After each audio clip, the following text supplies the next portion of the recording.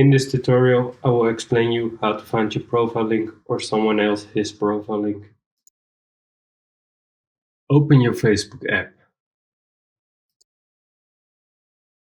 Next thing you have to do, tap the button in the right corner with the three lines. Click on See Your Profile below your name. Tap the three dots next to Edit Profile.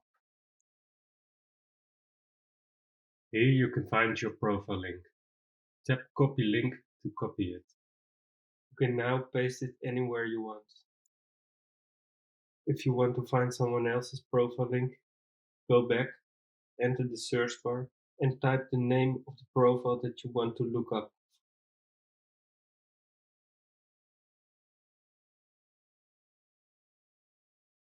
Tap the three dots again next to the message button.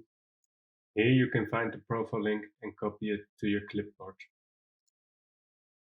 Alright, that was today's tutorial. Thanks for watching. Leave a thumbs up and don't forget to subscribe. Check out commentpicker.com for free tools. See you next time.